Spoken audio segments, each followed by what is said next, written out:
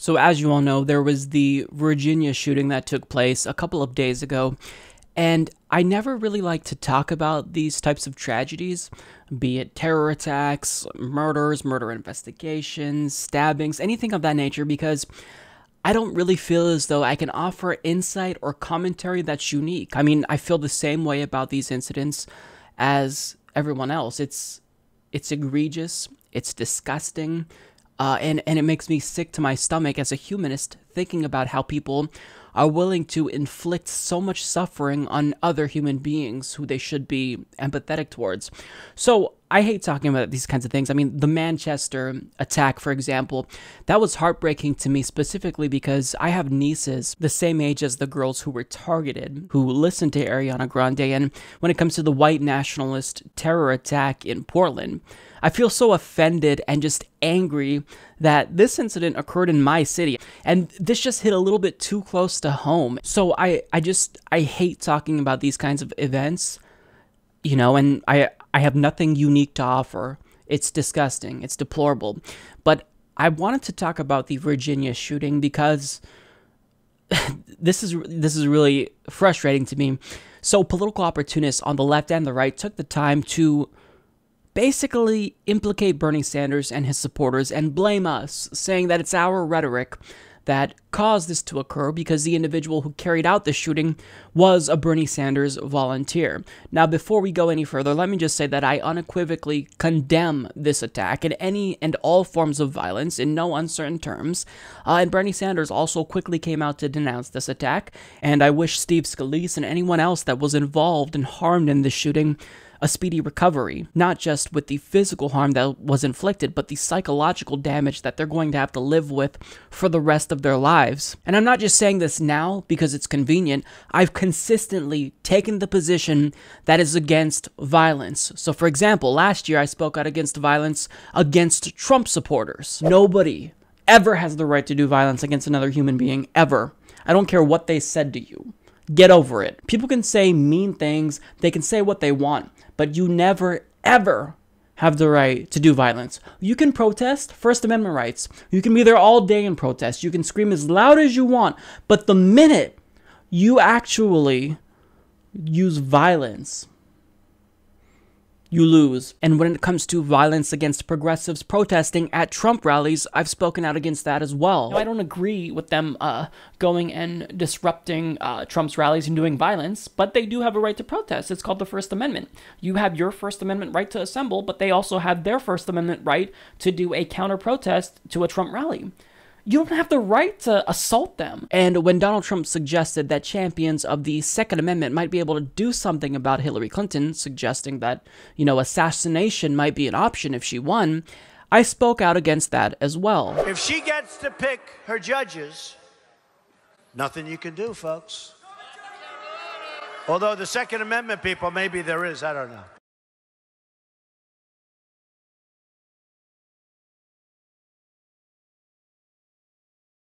Now, the reason why I'm showing you what I said is because I do think that rhetoric matters. I think that violent rhetoric has dangerous consequences, and I think that we do need to be mindful of the things that we say, because certainly, especially if you have a large platform like I do with 100,000 subscribers, you don't want to condone violence or ever do anything that might encourage your viewers to lash out in a violent way. And I've always been on the side of non-violent political resistance. I mean, to me, my voice is my weapon. I don't want anything to do with any type of violent resistance because I don't think it's as effective as non-violent resistance. I'm against it for both pragmatic and moral reasons, and the individual who I admire the most in American politics, Bernie Sanders, wasted no time condemning this horrific incident. The alleged shooter at the Republican baseball practice this morning is someone who apparently volunteered on my presidential campaign.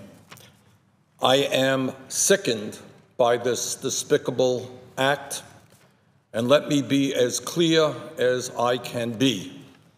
Violence of any kind is unacceptable in our society, and I condemn this action in the strongest possible terms. Real change can only come about through nonviolent action, and anything else runs counter to our most deeply held American values.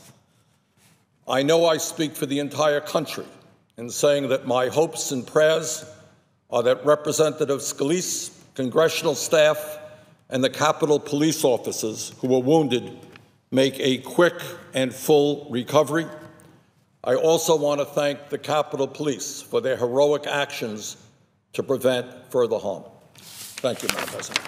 Now, in spite of that video, in spite of Bernie Sanders' condemnation of the violence, in spite of my repeated condemnation of the violence, and in spite of the fact that 99.9% of Bernie Sanders supporters are tree-hugging hippie pacifists, myself included, we were still blamed for this nonetheless because the shooter was a Bernie Sanders volunteer at one point in time. Case in point. How many innocent people have to die before we realize that words do matter? Crazy people act on the crazy things they hear from politicians and celebrities.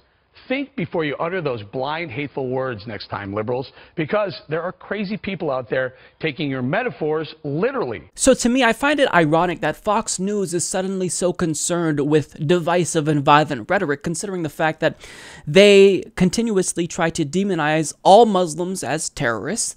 They demonize transgender people as bathroom predators. They say that gay people are pedophiles or suggest that that's the case.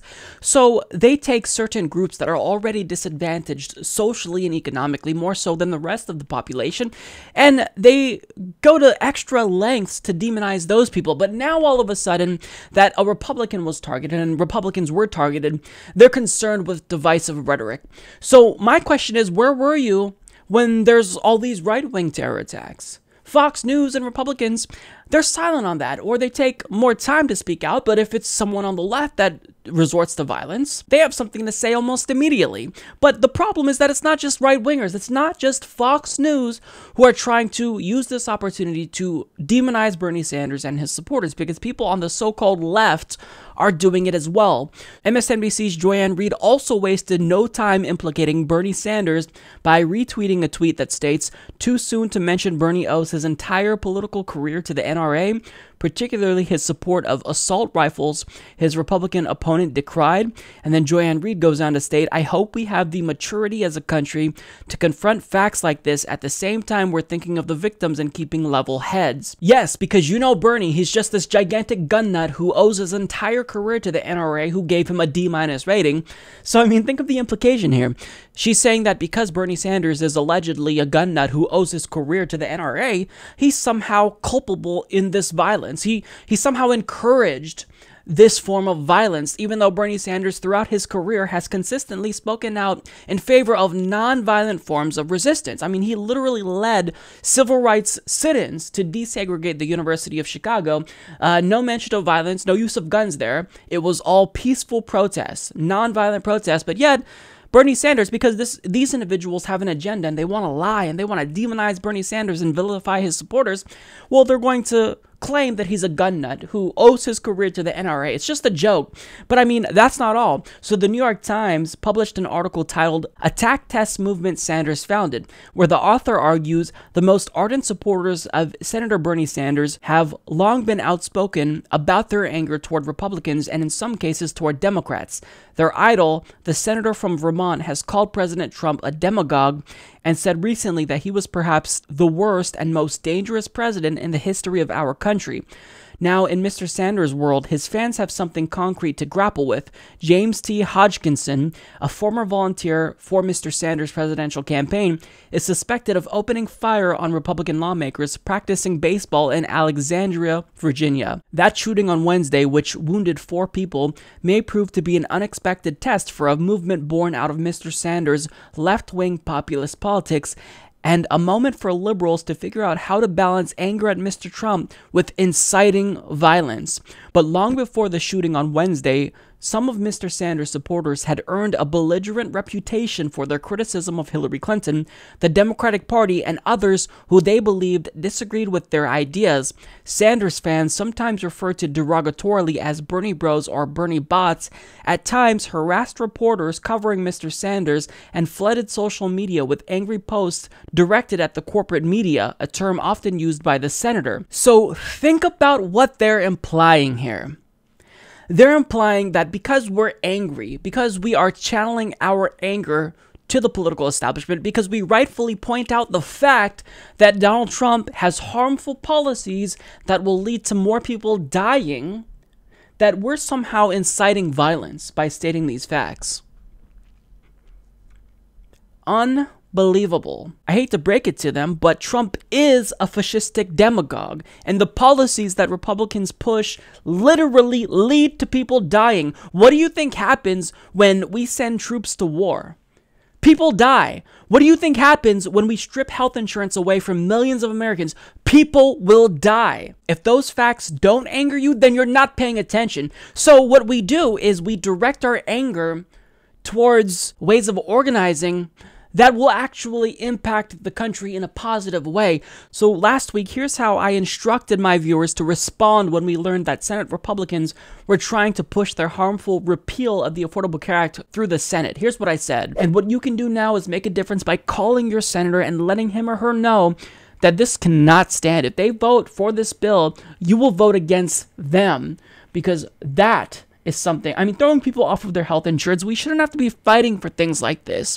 I mean, we already have to deal with complacency when it comes to the Democratic Party, but Republicans actually trying to harm the American people, we shouldn't have to be dealing with it. So let your voice be heard. Call them and let them know this cannot stand. How dare I? How violent of me to instruct my viewers to call their senators to tell them to not support this insidious bill. I mean, that's what we're doing. Yes, we're angry, but we're not inciting violence with that anger. We're directing our anger towards elected officials who are supposed to represent us because we want to effect change. And do you want to know what Bernie Sanders does?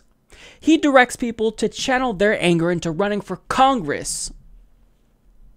That's how we channel our rage. We never incite violence. We never condone violence. And as someone who's a humanist, I'm unequivocally against violence, not just for moral reasons, but because I think it's not a pragmatic means of accomplishing political goals that we have. I don't want America to be destabilized from violence, the type of violence that we see in Tunisia, where violence against politicians in that country, for example, actually prevents democratic consolidation from taking place and actually destabilizes the country and stifles progress. So I don't like violence. Bernie Sanders doesn't like violence, and 99.99% of progressives and Bernie Sanders supporters also do not condone violence. And that's because that's just not the best way to push forward your political agenda, and it's also just morally reprehensible. But in spite of the fact that progressives are on the record and have come out against violence, we've come out to denounce violence at every step of the way on both sides, people within the Democratic Party establishment and the Republican establishment, the entire political and corporate media establishment, they're now taking the time to smear us and demonize us and pin blame on us for this shooting because they don't like us. They see that our movement is gaining momentum and they want to demonize us. So I want to share an argument from Sean King because I think he does a great job calling out all of these opportunists on both the left and the right who want to blame Bernie Sanders and his supporters for this incident. So he argues in today's gotcha culture, thousands of statements are now being tweeted blaming Bernie, blaming progressives, blaming the Julius Caesar play, blaming everything and everybody imaginable for this shooting. Just moments ago, I saw some fool online saying Sean King has blood on his hands. All of that is absolutely preposterous. First off, Bernie is as close to a pacifist hippie as we have in the Senate. The man worshipped the ground Dr. King walked on and has been an advocate for nonviolent protest and boycotts his entire life. He has never advocated for violence against Donald Trump, against conservatives, or even suggested that we should consider violence as a worthwhile tactic as we fight against problematic policies. This notion that Bernie of all people had anything to do with Wednesday's violence is foolhardy, unintelligent, and poorly considered. Secondly, the progressive movement in general is a movement about organizing and empowering people for systemic political change. I am part of this movement. I was a volunteer for Bernie's presidential campaign. To this very day, I work directly with several dozen progressive grassroots organizations fighting for real change in this country. I've attended and hosted and contributed to hundreds of meetings with these organizations. Not once, publicly or privately, did a single person in a single meeting I was part of ever suggest explicitly or implicitly that someone should go do what James Hodgkinson allegedly did today. period. And this shouldn't even have to be said. I shouldn't even have to come out and do a video about this, but nonetheless, the aggregate corporate media and political establishment, they have an agenda. They actually hate Bernie Sanders supporters and progressives, and they really do view us as political threats. And they don't view us as threats because we're violent. They view us as a threat because together, our voices are far more powerful than any weapon could ever be. Support this podcast by joining the independent progressive media revolution today at humanistreport.com.